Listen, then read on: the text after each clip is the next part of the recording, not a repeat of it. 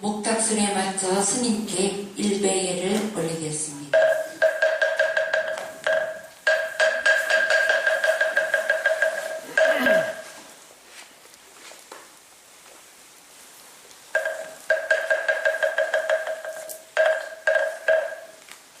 입증했겠습니다. 모두 자리에 착석해 주십시오. 휴대폰은 모두 꼭 꺼주시기 바랍니다.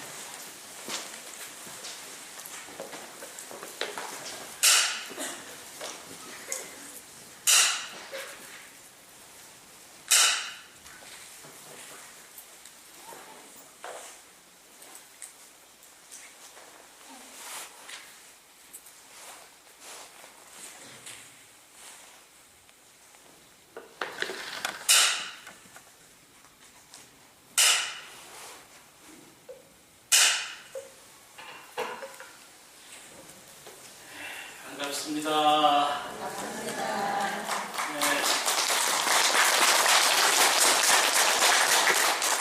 오늘 여러분이 기도를 잘 했는지 서슬이 왔습니다. 아주 그냥 이맘때 내리는 걸 춘설이라 하기도 하고 이맘때 내리는 걸 갖다가 봄이 오는 눈이다 이렇게 하는데 봄이 오는 눈이 많아야 그 해에 풍년이 된다고 말합니다. 오다가 보니까 산마다 눈을 이고 있어서 참 기분이 좋았습니다. 아마 여러분이 그동안 종을 들어서 기도를 열심히 하셔서 그런 결과가 아닌가 그렇게 생각을 합니다. 대승이라고 하는 것은 사실은 그렇게 우리가 한국 불교를 대승이라고 늘 대승불교라고 말하지만 대승이라고 하는 것은 정말 희유한 일이다 이렇게 이야기가 되어 있고 대승불교를 믿는다고 하는 것은 공덕이 한량없다고 하는 것을 이미 누누이 여러 경전에서 말씀을 하고 있습니다. 대승이라는 말은 크게 두 가지로 나누어서 첫 번째가 뭐냐고 그러면 대지라는 말이고 두 번째가 뭐냐면 대비라는 말이다. 이렇게 하는 분이 예전에 스님들 가운데서 하신 말씀이 좋게 있는 것을 서로 같이 보고 왔어요. 크게 말하면 대승불교라고 하는 대승이라는 것은 첫 번째가 큰 지혜를 갖는 것이고 두 번째가 뭐냐면 아주 중요한 대승불교의 중요한 자비가 한량없는 것을 말한다. 이렇게 원사들이 말하고 있어요. 그래서 그때를 가장 잘 나타내는 경전이 뭐냐고 우리는 그것은 말할 것도 없이 화엄경과 법화경이라고 말할 수 있습니다. 법화경은 여러분이 잘 알다시피 한국에 들어와서 화엄경과 더불어서 가장 많이 읽히는 것이라고 말할 수 있습니다. 오늘날 우리에게 주어져 있는 법화경은 대부분 다 구마라섭이라고 하는 역경사가 번역한 것을 근본으로 삼고 있고 또 그것을 중심으로 해서 오늘날 많은 불교 신자들이 그 속에서 진정한 의미의 삶의 의미를 찾고 있다 이렇게 말할 수 있습니다. 한국 사람들은 고래로부터 화엄경을 대단히 좋아해서 화엄경을 대단히 지송해왔고 특히 그 가운데 보현영품을 정말 지송해왔고 그 다음 두 번째는 이 법화경 속에 들어있는 관세음보음품을 정말 사랑했습니다. 그래서 이 지상에 우리나라에 있는 많은 불자들은 보현보살의 그 한량없는 행원과 그 다음 관세음보살의 한량없는 자기를 어떻게 이 땅에서 실현할 것인가 하는 것을 그 가운데서 배웠습니다. 오늘은 제가 해야 될 과목이 열애수량품이기 때문에 열애수량품을 대충 보면서 이야기를 계속해서 해가겠습니다. 열애수량품이라고 하는 것은 부처님의 수명이 열애의 수명이 관련 없다고 하는 것을 나타내는 그런 품이라고 알고 있습니다. 다르게 이야기하면 우리가 스가모니 부처님이라고 하는 분은 언제 스나서 언제 여러분에 드셨다 하는 것이 이미 나와 있습니다. 그렇지만 이 법화경에서는 그렇게 말하지 않습니다. 부처님의 생명이라는 것은 영원한 부처님이고 영원한 생명을 갖추신 열애이기 때문에 그 부처님의 수명이라는 것은 말할 수 없다. 이렇게 말하는 것이 소위 말하면 법화경에서 보이는 세계입니다. 흔히들 부처님의 법신을 일러서 부처님의 몸을 일러서 이들 뭐라고 합니까? 그것을 법신이라고 하고, 법신이라는 것은 그것은 부처님이 오기 전에도 법신이 있었고 또한 부처님이 가신 뒤에도 무량한 법신이 그 가운데 있는 것이다. 진리라고 하는 것은 미만에 있어서 그것에 한 곳에 머물지 않고 언제나 항상 그곳에 있다고 소위 말하면 법신은 말합니다. 그래서 그런 정신을 소위 말하면 이야기하는 품이 뭐냐 하고 물으면 여기 있는 이리아시 수령품이다. 이런 의미에서 그것을 여러분께서 책을 다 가져오셨기 때문에 읽으면서 하나씩 조목조목 좀 설명을 해드리고자 합니다. 그때 부처님께서 모든 보살과 일체 대중들에게 이루시었다. 선남자여 육주례들은 마땅히 열애의 참다운 진리의 말을 믿고 이해할지니라. 다시 모든 대중에게 이루시었다. 그대들은 마땅히 열애의 참다운 진리의 말을 믿고 이해할지니라. 또다시 모든 대중 이루시었다. 그대들은 열애의 참다운 진리의 말을 믿고 이해할지니라. 이렇게 설대중 가운데 보살이 상수가 되어 합장하고 부처님께 하게 돼 대종이시 오직 건대 이를 사소서 저희들이 마땅히 부처님의 성을 믿어 받자오리다. 이렇게 세 번 말하고 다시 말하였다. 오직 원하옵나니 이를 사소서 저희들이 마땅히 부처님의 말씀을 믿어 받자오리다. 그때 세존께서 모든 보살이 세 번이나 청하여 하지 아니함을 아시고 이르시되 그대들은 열애의 비밀 신통의 힘에 비해 자세히 들어라. 일체 세간의 천인 아수라는 모두 이르되 지금의 스가모니 그런 스가족의 궁전에서 나와 가야성을 위한 부령에 앉았다.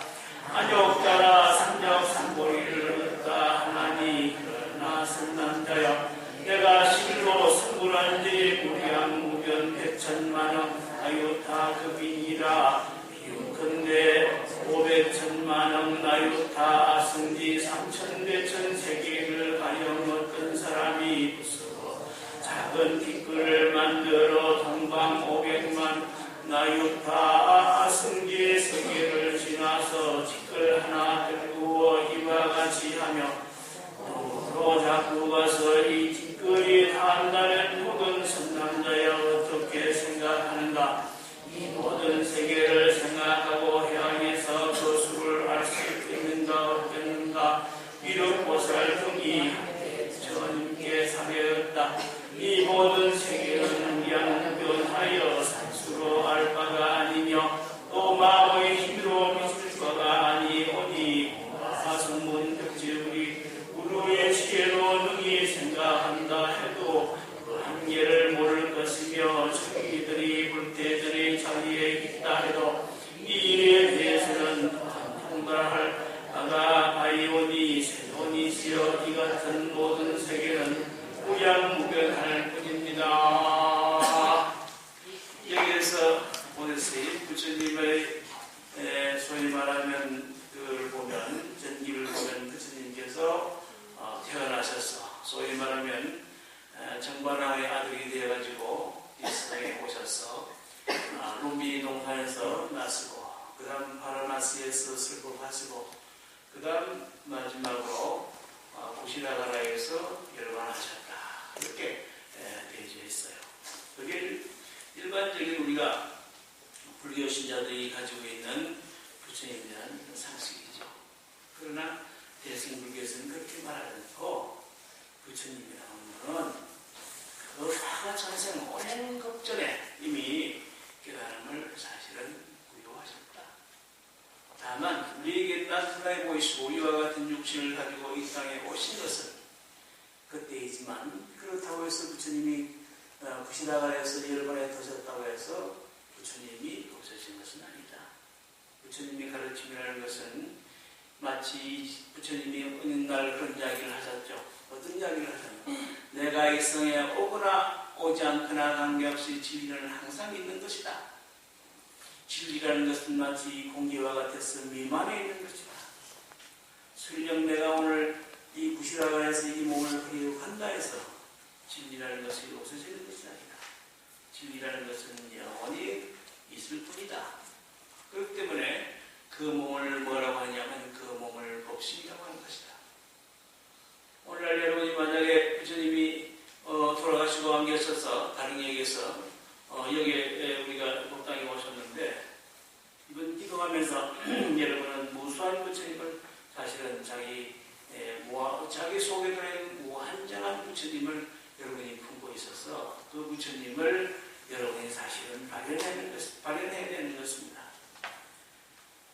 그 말이 무슨 말이냐면 우리가 부처님이 그냥 단지 생명을 가졌을 때 이 지상에 우리와 같은 하신을로 계실 때만 부처님이 계셨다고 생각하시면 그것은 아주 좁은 의미의 부처님을 여러분이 알고 계시는 거예요.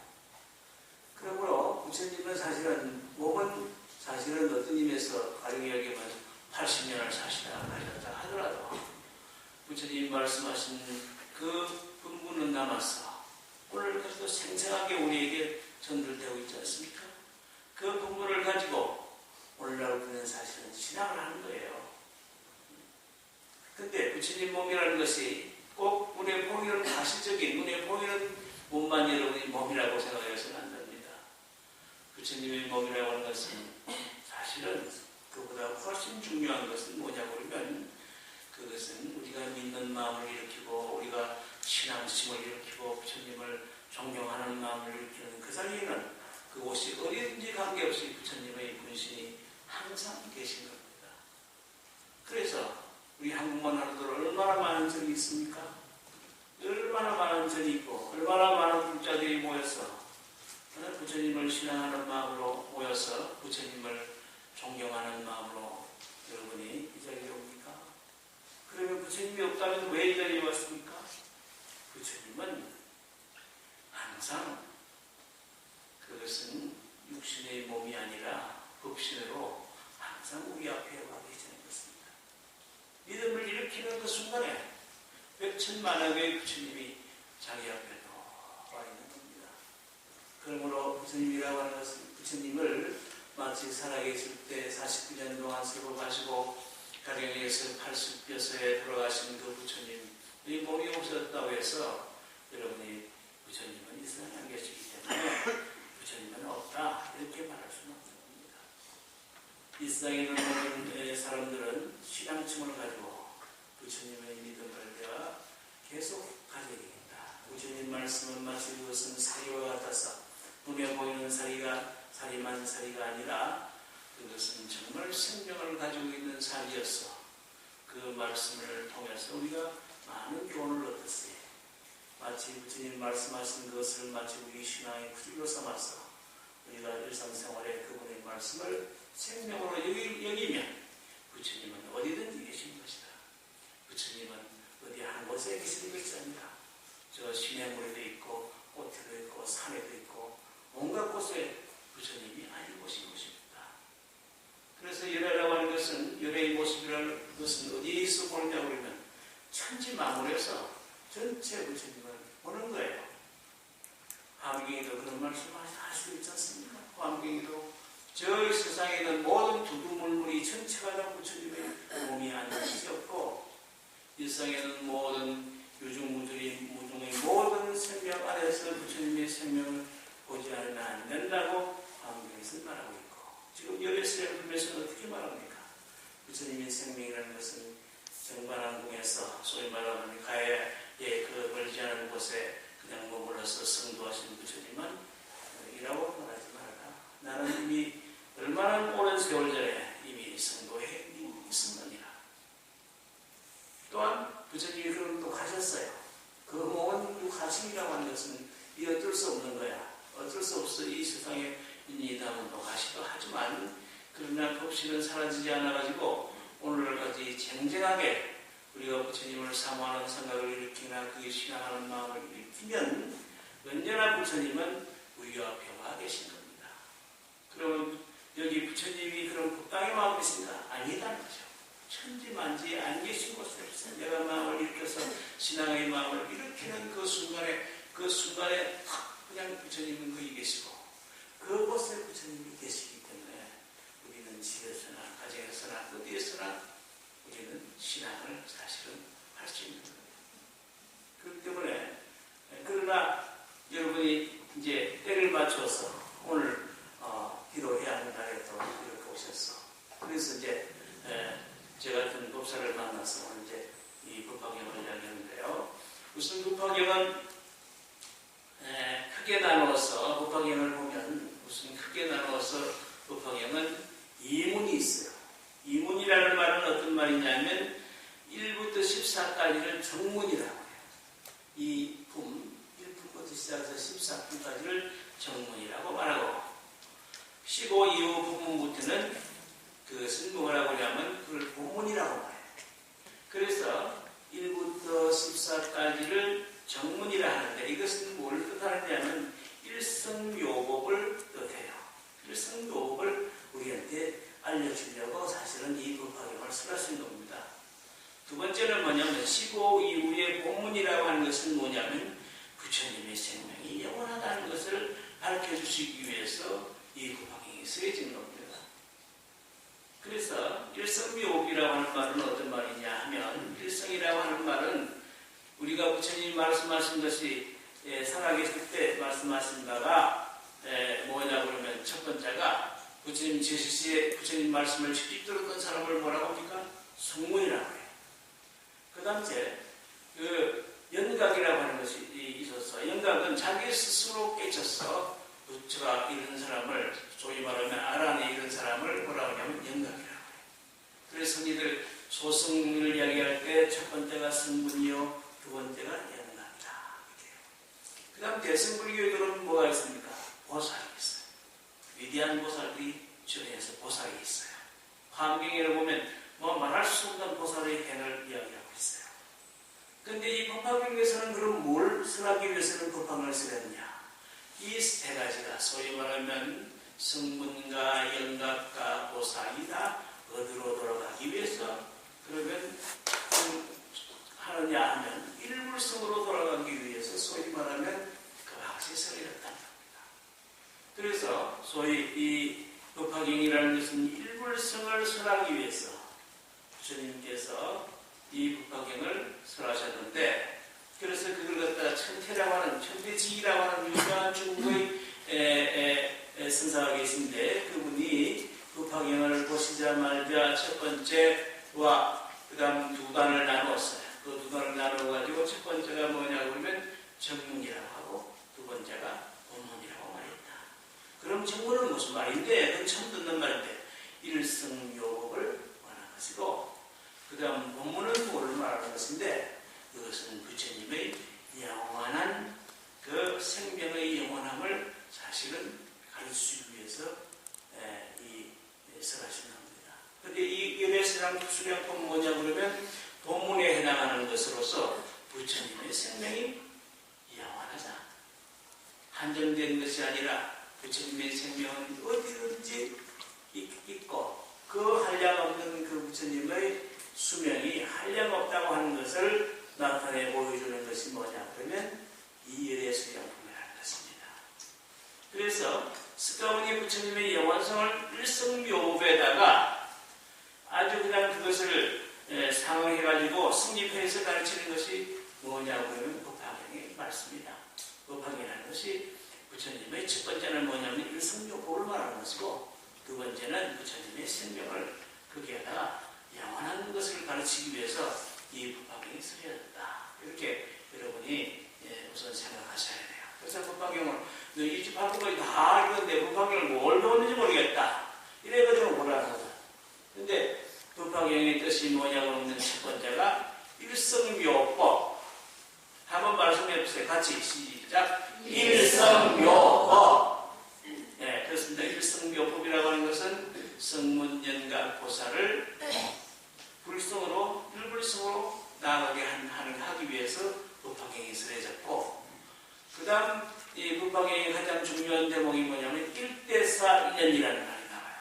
일대사인연 여러분 들어보셨죠? 이번 아마 시간에 했을 거예요. 그렇죠? 부처님이 이 세상에 오신 것은 일대사인연으로 오셨다. 일대사인연은 무엇 때문에 한 것이냐? 개시오입하기 위해서 왔다. 그래요. 자, 개시오입. 개시오입. 개라는 것은 부처님이 세계를 열어 보이고, 그 다음 시라는 것은 부처님을 열어 보이는 세계를 말해요. 개라는 것은 부처님이 열어서 부처님의 세계를 보이고, 그 다음 깨달게 하고, 그 다음 부처님이 되게 만드는 걸 뭐라고 하냐면, 개라는 것은 연다는 말이고, 그 다음 시라는 것은 보인다는 말이고, 오라는 것은 뭐냐면 깨달는다는 말이고, 입이라는 것은 뭐냐 그러면 부처님이 지견에 들어서 부처님이 되도록 만드는 것이 개시오입입니다. 그래서 법화경은 일대사인연을 말씀하셨는데, 그 일대사인연을 갖다가 어떻게 하면 들어가느냐 하고 물으니까 부처님께서 첫 번째는 부처님을 보여. 불직이 있다는 걸 보여.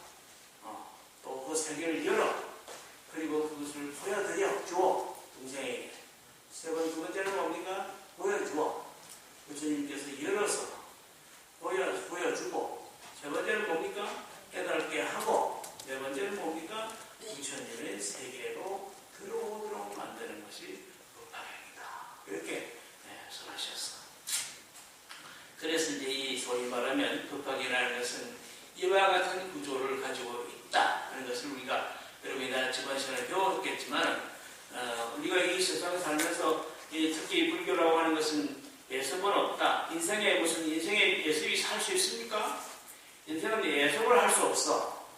미리 살아볼 수가 없어. 언제나 인생은 뭐만 있습니까? 목숨만 있어. 인생에는 예습이 없어. 목숨만 있어. 그렇기 때문에 여러분이 이때까지 잘 여러 법사 스님으로부터 잘 들었지만, 그래도 여기 와가지고 내가 또 한 번 또 여러분이 얼마나 잘 들었는가 또 다지고 가야 된단 말이죠. 그래서 법화경이라고 하는 것은 왜 법화경이 쓰여졌을까? 그것은 처음에 내가 말했듯이 부처님께서 대성의 세계를 열어보이기 위해서, 첫 번째는 뭐냐? 큰 지혜와 큰 자비를 실천하기 위해서 대성불교를 열었고, 그런데 그 대성불교 가운데서 법화경을 왜 쓰였을까? 그것은 첫 번째가 뭐라 했습니까? 저번에 얘기했듯이 일성묘법을 설하기 위해서고, 두 번째는 뭐냐면 부처님의 생명이 영원한 것을 보여주기 위해서 설했고, 그래서 이 세상에 부처님께서 이 세상에 오신 것이 뭡니까? 이 세상에 오신 것은 그 자체가 일대사인연이야. 마치 여러분하고 오늘 제가 만난 것이 여기서 오늘 처음 만난 사람도 있을 거예요.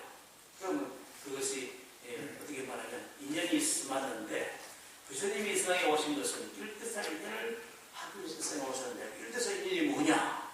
이렇게 물으니까 부처님께서 첫 번째가 열고, 열어서 보이고, 그 다음 두 번째 보이고, 세 번째 뭐예요? 들어오게 깨닫게 만들고, 세 번째 뭐라고? 부처님의 세계에 들게 만든다.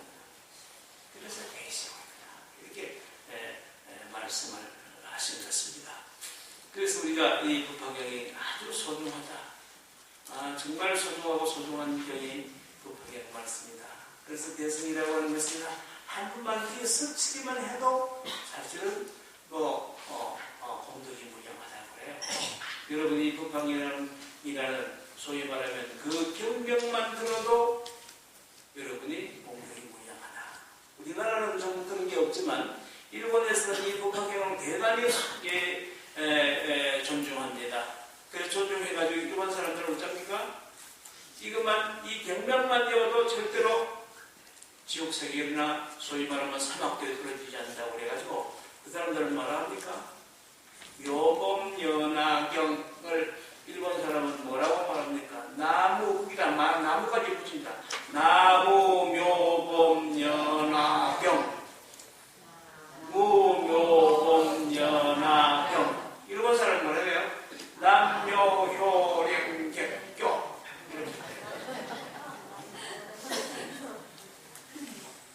여러분 그 말 들어봤죠?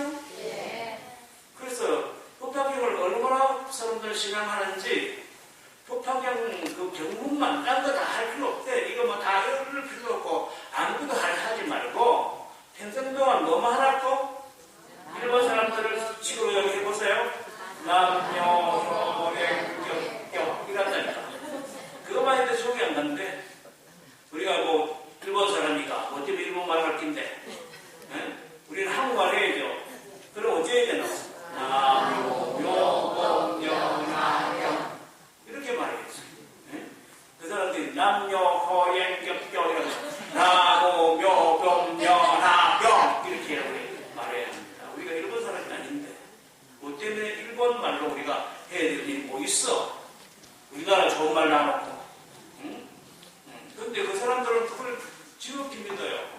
그래서 일본 사람들은 아무것도 안 가르쳐. 오늘부터 갔어. 뭐만 하라고 가르쳐. 남녀 호행겹겨만 해. 그런 말. 어디에 간다고? 바로 항상 그거 한다고 믿는 사람이 있습니다. 그만큼 일본에서는 법화경 신앙이 대단합니다. 그런데 우리나라에는 사실은 이 법화경 여러분께서 법문하는 데가 그렇게 쓸만치 않은데 이 최근에 조금 늘어나는 것 같아요. 그래서 여승불교라고 하는 것은 그것만 들어도 그 경명만 들어도 대단한 공덕이 생겨난다. 왜 그렇습니까? 그 경명만에 이와 같은 뜻이 들어있으니까 법화경이 설해진 이유가 뭐냐? 그것은 첫 번째가 일성명법이고 두 번째는 부처님의 영원한 생명을 우리에게 전해주는 경이기 때문에 그 자체만으로도 한량한 걸 사실은 보게 되는 거예요.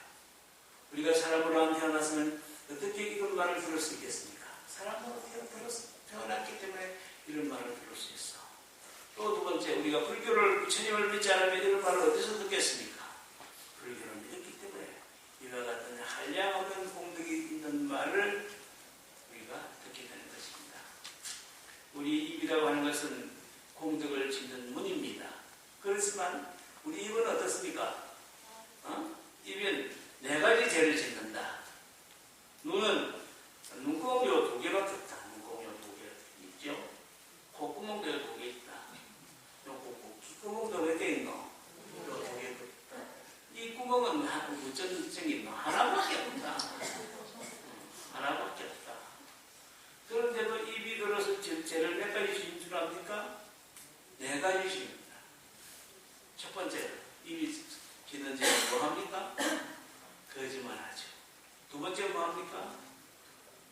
이간질. 세 번째 뭐 합니까? 세 번째 뭐예요? 악담. 아주 나쁜 말. 그 다음 네 번째 뭐 합니까? 비단같이 꾸며서 하는 말이에요. 비단같이 꾸며서 하는 말. 그래서 내라진하지요. 그래서 우리가 이 몸이 짓는 건 세 가지밖에 안 되고 또 이 마음이 짓는 죄는 세 가지밖에 안 되는데 이건 몇 가지 있노? 네 가지나 됩니다. 그러니까 우리가 이 말을 갖다가 잘 한다고 하는 것은 대단히 중요한 일입니다. 말을 갖다가 남에게 듣기 좋고 부드럽고 친절하고 이렇게 말하면 복이 그냥 저절로 와요. 학당하시려고 그러면 여러분이 자꾸 복이 없으시려고 그러면 입을 갖다가 가지고 아주 그냥 흉악한 말을 하거나 특히 경상 사람들 말 흉악하다. 내가 뭐 법상에 앉아 이런 말 해서는 안 되지만 아주 그냥 경상도 뭐 사람들 말은 좀 독해, 욕도 좀 이상하게 독해. 대구 사람들은 아무도 안 그러겠지만 뭐 새가 만발이 빠져라. 새가 만발이 그것도 혀라고 하지도 않아. 경상도 사람들은 독한 말을 잘해요. 그래서 이 말이라고 하는 것을 부드럽게 하게 되면 그 말 때문에 여러분에게 복이 오는 겁니다.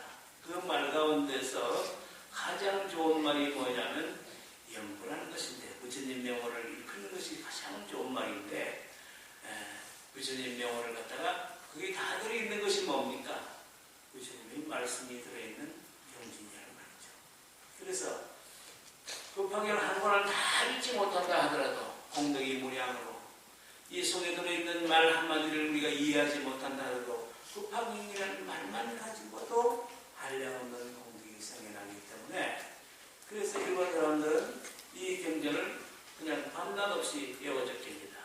그것도 한국 사람들 따라가지고 그 말이 무슨 말인지 모르고 그냥 남녀허량경경 그것만 믿으면 다 그냥 천당 가요 하면서 그때 이제 우리는 어떻게 해야 된다고? 나무교법연이라고 우리는 사실은 말하면서 그 속에 들어있는 한량없는 공덕을 부처님의 영원한 생명을 우리가 받아야 해요. 그래서 이 부처님의 생명이 영원하신 것을 우리가 사실은 알아야 합니다. 부처님이라고 하는 건 단지 80생애를 이 땅에 살던 동안 그 부처님만이 부처님이 아니다. 부처님이라고 하는 것은 한량없는 부처님의 세계가 과거에 있었고 또한 영원히 부처님은 살아계신 분이다. 우리가 불길만은 이 자리에 바로 그냥 우리 앞에 나타나시는 분이다. 중요한 것은 뭡니까? 우리가 하는 말로 그런 말이 있지 않습니까? 소금 부뚜막에 소금이 뭐 3마리 있으면 뭐래? 집어넣어야만 짜자. 마찬가지야. 부처님이 이 공중에 미만해 있어. 그렇지만 우리가 부처님을 저런 마음으로 부를 때 부처님하고 우리 마음이 하나 해가지고 그러면 사방도에 일어난다. 이 공중에 그 공중에 지금 전기가 얼마나 많은지는 모르죠. 전기가 꽉 찼어. 그러나 그 전기를 갖다가 탁 이렇게 꽂아야만 우리가 그 전기 들어올 수 있는 그 방법을 만들어서 탁 꽂아야만 전기가 들어올 것이 우리 마음대로서 마찬가지야. 그 전기가 꽉 찼어. 찼지만 우리가 그것을 그냥 지나쳐버린단 말이죠. 그러면 어떻습니까? 부처님하고 우리가 만나는 기회가 생깁니까? 생기지 않아. 마치 부뚜막에 소금을 3마리를 나누고 그걸 모르는 사람하고 같대. 가장 중요한 것은 부처님이 이 생명이 미련해 있고 그것을 어찌해야 된다고? 내 것으로 만들기 위해서는 내가 어찌해야 됩니까? 부처님의 명호를 부스러야 돼요. 그래서 우리 한국말이 참 좋은 말이 있죠. 노노님이 말하고 연보하라. 연보라면 모든 것이 지금 내가 얘기했던 4가지가 다 사라져버려. 잠념도 사라지고 심심해 죽겠다. 그러면서 그냥 여러분 그냥 나이 들어가지고 잠도 잘 안 오고 밤에 잠도 잘 안 오고 심심해 죽겠다. 그럼 뭐 해야 되노?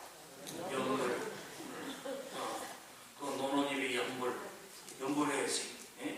이제 오늘 배웠으니까 간선법을 부르시는 분 가운데 한 번 정도는 처음 시작할 때 일성묘법 연하경 일성묘법 연하경 요법 연하경 일성묘법 연하경 그러고 간선보살 마치고 나서 간선보살 묘법장지는 5만원을 겠다가 하고 일성묘법 연하경 이렇게 여러분이 연구를 하시게 되면 경명도 여러분이 같이 공부를 그 속에 연불 속에 하시게 되고 부처님의 영원한 생명을 우리가 직접 받게 되는 근본적인 것이 됩니다. 그래서 오늘부터 있었죠? 그래서 일승요금연화경을 꼭 연불사하기 전에 일승요금연화경 그 한마디만 못하게 다 들어가는 거야. 여러분 저 티베트에 가면 어쩝니까? 온마디 방명을 이렇게 돌리고 가. 봤죠? 많이 잘하는 거. 그 한번 돌리고 가도 그게 무수한 그냥 온마디 방명 하겠는데요. 그래서 이렇게 한 번씩 돌리고 이렇게 지나가는 거 봤잖아요. 그렇죠? 텔레비전에 보면 요새 나오죠? 그 마니차 같은 거 이렇게 만들어 저쪽 사람들 이렇게 돌리고 가. 우리 같으면 그냥 그걸 가지고 입으로 다 할 건데 그 사람들은 깨어나가지고 손으로 그냥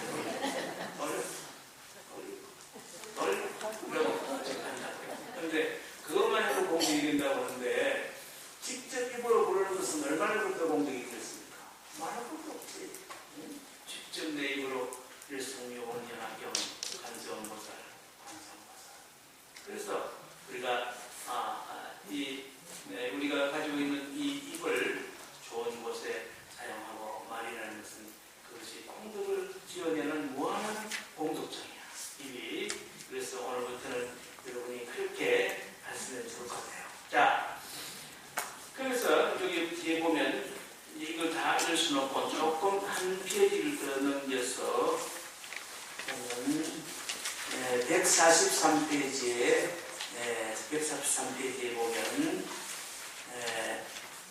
보면 아버지 이름이 나와요. 그래서 142페이지 이 중생들이부터 읽겠습니다. 이 중생들이 이 같은 말을 들으면 반드시 만나기 어렵다는 생각을 일으켜 마음에 영원한 생각을 잊고 부처님을 사랑하여 곧 성도를 심으리니 이러함으로 열애가 실로 멸도하지 않고만은 멸도한다고 이루느니라. 또 선남자의 모든 부처님의 법은 다 이와 같아서 중생을 제도하기 위함이니 모두 진실하여 그들이 있느니라. 비유컨대 양이가 있어 지혜가 뛰어나고 의학에 달통해서 처방과 약을 밝게 다루어 온갖 병 다스림 같은지라. 그에게 자식이 많아서 10-20 내지는 100명이나 사인이 있어 먼 타국에 간 동안에 아들들이 잘못 알아 독약을 먹고 약종이 일어나 답답하고 어지러워 땅에 뒹굴고 있었습니다. 이때 그 아버지가 집에 들어오니 아들들은 독약을 마셔 혹은 본심을 잃기도 하고 혹은 잃지한 아이들이 있어 멀리서 그 아버지를 보고 모두 크게 기뻐하며 절하고 불러앉아 문을 여쭈되 그날이 자자로 전나이다. 저희들이 여기서 잘못 알아 독약을 먹었사오니 바라본데 고쳐주시고 다시 살게 해주소서 하니 아버지는 아들들의 고뇌가 이 같음을 보고 온갖 방문에 의지하여 이빨과 향감 좋은 맛을 다 갖춘 좋은 약초 구에다가 찢고 쪄서 하와야 아들에게 주어 먹게 하고 이런 말을 하되 이것은 영 좋은 약이라. 이빨과 향과 좋은 맛을 다 고루 갖추었으니 너희들이 먹으면 빨리 고통이 들어지고 다시 온갖 우환이 없으리라 하니 그 여러 아들들 중에 본심을 잃지 않는 이 좋은 약을 이빨과 향이 잘 갖춰져 있음을 보고 곧 이를 먹으니 병이 다 없어지고 다 나았으나 본심을 잃은 다른 아들들은 그 아버지의 몸을 보고 피로 기뻐하고 오늘 드리고 병을 고쳐주기를 바라긴 했으나 그 약을 주어도 먹으려고 하지 않으니라. 왜냐하면 도끼가 깊이 들어가 본심을 잃었으므로 이빨과 향이 좋은 이 약을 좋아하지 않게 여기기 때문이니라. 아버지는 이렇게 생각하되 이 자식들을 하느냐보다 독약에 중독돼 마음이 온통 이입해서 비록 나를 보고 기뻐하며 고쳐달라 하면서도 이같이 좋은 약을 먹으려 아니하니 내가 이제 방편을 베풀어서 이제 약을 먹게 하리라. 너희들은 마땅히 한다. 내가 이제 이곳에서 죽을 때가 된지라. 이 좋은 약을 이제 여기 남겨두니 너희들은 다니다 먹되 낫지 않을 것 걱정하지 말지니라. 이렇게 다니고 타국을 가서 사람들을 보내서 통지하되 너희 아버지는 벌써 돌아가셨다고 하였느니라. 이때 아들들은 아버지의 세상 분하심을 듣고 크게 근심하고 괴로워하면서 이같이 생각하되 만약 아버지가 계신다면 우리들은 그의 기사 너희 구원해 주시련만 이제 우리를 놓아 전체 원탕에 돌아가셨으니 스스로 생각하고 외로워라. 다시는 어디할 데가 없도다 하고 항상 기관에 있다가 마침내 정신이 들어 이야기 빛깔도 향도 맡고 좋은 불을 알게 되어 곧 찾아보니 독한 병이 다 나오니라. 그 아버지가 아들이 다 대차에 소식을 듣고 다시 찾아 돌아와 다 아들로 하여금 보게 하는 것 같으니라. 자, 이까지만 읽읍시다. 이와 같은 것을 소위 말하면 대성경들이 많이 쓰는데 이와 같은 것을 뭐라고 말하냐면 방편이라고 말해요. 방편이라고 하는가? 방편. 우리가 좋게 말하는 방편이라는 말은 수단이랑 마찬가지예요. 수단이라는 것과 마찬가지인데 방편이라는 것은 어떤 목적을 위해서 편의상 사용하는 수단을 일컫는 말이에요.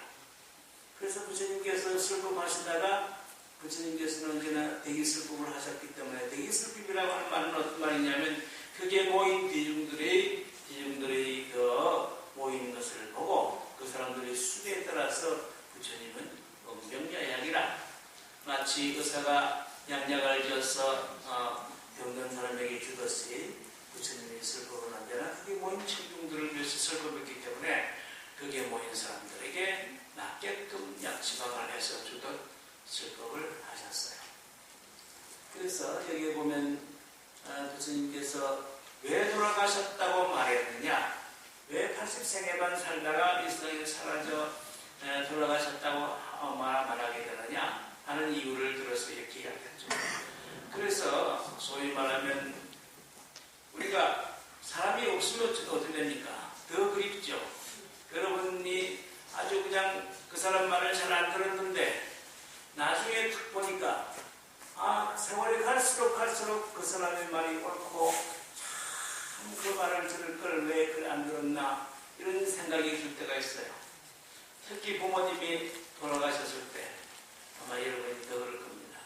돌아갔을 때는 내가 그렇게 강국하게 말해도 그 아버지나 어머니 말씀을 내가 잘 안 들었지만은 막상 그분이 떠나고 나면 어떻습니까? 일일이 그 말이 옳고 그때 그냥 내가 그냥 시간이 없어가지고 그 말을 안 들어가지고 내가 정말 지금 이 모양이 이 꼬라지가 됐구나 이런 생각이 들 때가 가끔 여러분이 있을 거예요. 그렇죠? 우리가 살 때는 그냥 그분이 소중함을 잘 몰라. 이제 막상 떠나고 없으면 그때는 찾을래도 찾을 수 없고 볼래도 볼 수 없고 그 사람을 우리가 사실은 볼 수 없는 그런 어떤 입장이 되어버렸을 때 왜 내가 그 말을 왜 안 들었을까? 그렇게 강구하게 내한테 그 부모 자식한테 해주는 말은 어떻습니까? 부모가 자식을 나쁘게 되도록 하겠습니까? 일상에 있는 부모는 오로지 자식을 위해서 산다고. 추운 겨울에도 그냥 아무리 추워도 그냥 추운 줄 모르고 그냥 저 산중에 가서 모욕하고 그냥 부처님한테 가서 손발이 되도록 빌고 그 높은 산 그런데도 그냥 그냥 그 높다고 생각하지 않고 걸어서 올라가서 기도를 하고 그렇지 않습니까? 자기 자신을 위해서 사는 부모가 몇 되겠어요? 부모는 자식을 위해서 그렇게 살지만 자식은 어떻습니까? 자식은 그 반도 안 한다고. 그러다 이제 돌아가시고 나면 어쩝니까? 아이고 그때 그 말을 들어야 되는데. 그렇지만 어떻습니까? 때는 늦었어. 그렇죠. 이미 찾으려도 찾을 수 없고 볼래도 볼 수 없어. 그게 부모들의 소위 말하는 심정입니다. 자식이 부모의 심정을 반만 알아도 참 다행인데 우리가 부모의 심정이라는 것은 그렇게 사실 우리가 잘 모르는 마찬가지입니다. 여기서도 어떤 비유를 들어서 말하자면 좋은 의사가 있었어. 좋은 의사가 좋은 약을 먹게 부처님께서 좋은 약을 먹게 더 해놨단 말이죠. 그렇지만 자식들이 어떤 자식은 아주 순종해서 그 약을 먹는 자식도 있지만 그러더라는 그 약이 아무리 귀중하다 해도 뒤에 먹을게요. 나중에 먹을게요. 이러면서 핑계를 대면서 안 먹고 안 한다. 또 어떤 사람은 어떻습니까?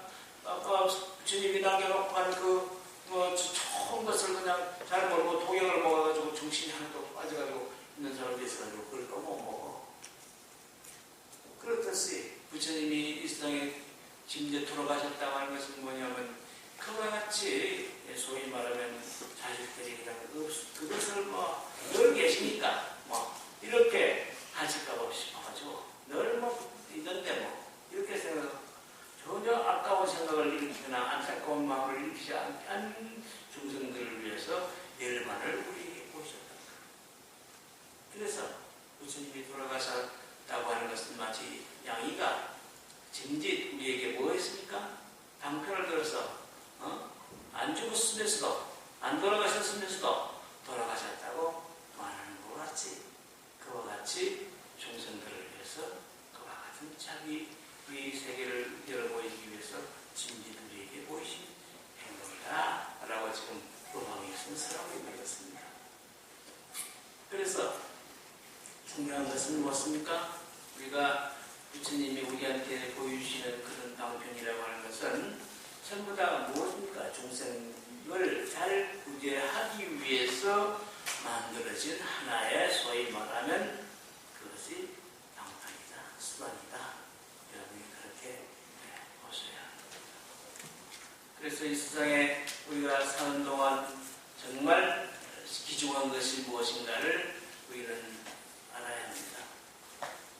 마치 우리 부모님이 소중하듯이 부처님이 우리 동생을 위해서 고고중량하게 45년간 말씀하신 말뿐 아니라 그 뒤에 일어난 모든 일상의 모든 것들이 다 중생을 위해서 고고중량하게 그것이 남기신 말씀입니다. 흔히들 대승불교라고 하는 것은 여러분이 알기에는 흔히들 비불수이다 이런 말이 있어요. 그러나 부처님이라고 하는 분은 이 세상에 와서 우리로 하여금 정말 대자와 대지와 대비를 갖추게 하기 위해서 대성의 말씀을 다시 우리에게 주신 것이니까 그 말씀을 우리가 새겨서 잘 사실은 풀어야 되는 말씀이다. 이렇게 지금 내가 여러분에게 말씀드리고요.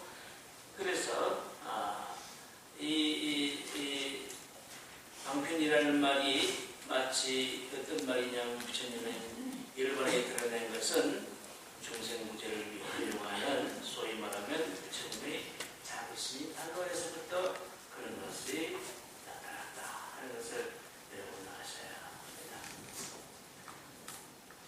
오늘 열애수양품을 말씀을 드렸는데 열애수양품이라고 하는 것은 무슨 말이냐면 부처님의 수명이 얼마나 되느냐 하는 말이다.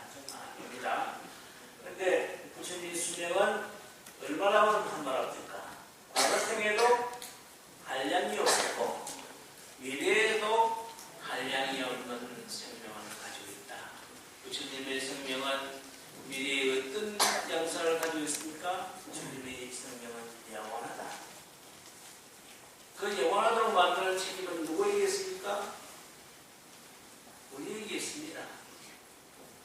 왜 이게 있다고 좀 우리한테 책임을 준 것이 뭐냐 이렇게 말씀하실지 모르지만 부처님은 우리가 부르는 대로 있는 겁니다.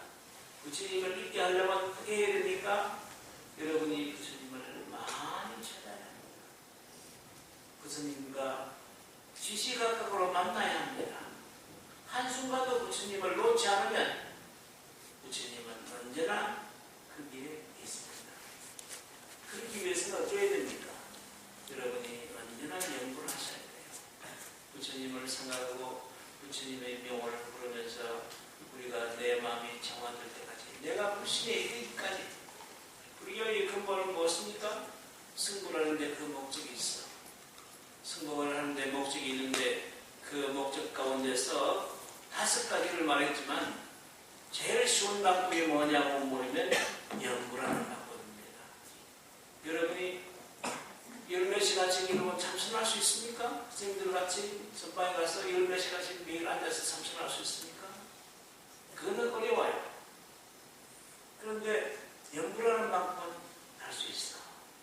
자나 깨나 누구나 언제나 염주 하나 들고 매일 앉아서 그 염주가 그냥 알아서 그냥 바짝바짝 눈이 날 때까지 잠이 하나도 연구하고 시시때 때 여러분이 영원하십시오.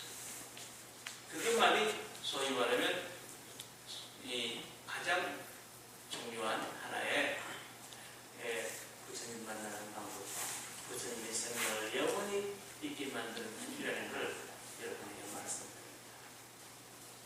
여기에 오늘 수양품 부분을 마치면서 여러분이 참답게 부처님과 늘 만나서 늘 부처님의 생명이 무한하고 영원하도록 여러분이 이어주시기 바라면서 오늘 저 부분 마치겠습니다. 감사합니다. 나무 영삼불명락수상경시아몬사 서가모니벌 천상천하무여시아세대불 세간수유진여 일체모여